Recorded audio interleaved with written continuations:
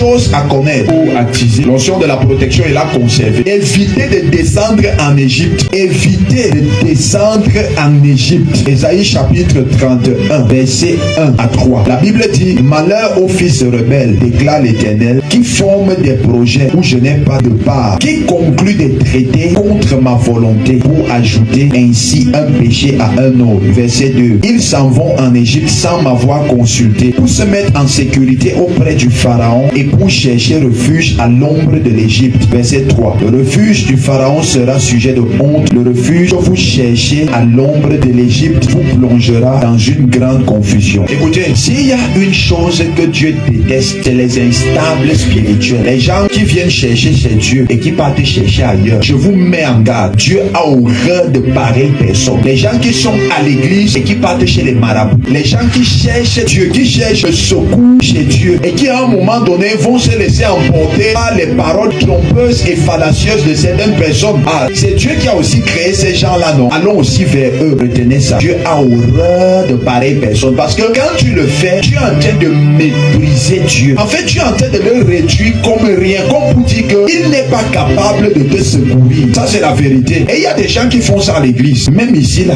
Plein. Il vient ici, on prie pour lui. Il est même guéri. On le voit chez un marabout pour aller faire les lavages, pour aller faire les blindages. Retenez ça. Ce sont des choses qui écartent Dieu de l'homme. Parce que quand tu le fais, tu renies Dieu sans le savoir. Tu es en train de dire que mon secours ne vient pas de Dieu, ça vient d'ailleurs. Voilà pourquoi Dieu dit: maudit soit ceux-là qui partent chercher le secours en Égypte. Ici, il faut comprendre ça spirituellement. Il ne faut pas comprendre ça physiquement. Ça veut dire que maudit soit ceux-là qui en dehors de lui, c'est-à-dire lui l'Éternel, chez qui on est censé trouver le secours, ceux-là se détournent de l'Éternel pour aller chercher le secours ailleurs. Chaque fois que Israël se détournait de Dieu pour adorer d'autres dieux, Dieu se fâchait très mal. Parce que c'est l'un des péchés dont Dieu a horreur. Exode chapitre 20 verset 1. Je suis l'Éternel ton Dieu qui t'ai fait sortir du pays d'Égypte. Tu n'auras point d'autres dieux devant ma face. Retenez ce que je suis en train de vous dire ici. Tous ceux qui font la danse bafia avec Dieu sont à la merci du diable. C'est-à-dire que tu es à l'église, tu viens chercher le secours chez Dieu. Et après tu quittes l'église, tu pars chez le marabout le plus puissant de ton quartier. Et puis tu dis que non, il faut chercher partout. Dieu n'est pas partout. Dieu est là où on invoque son nom en esprit et en vérité. N'allez pas chercher Dieu dans des lieux lugubres, sales,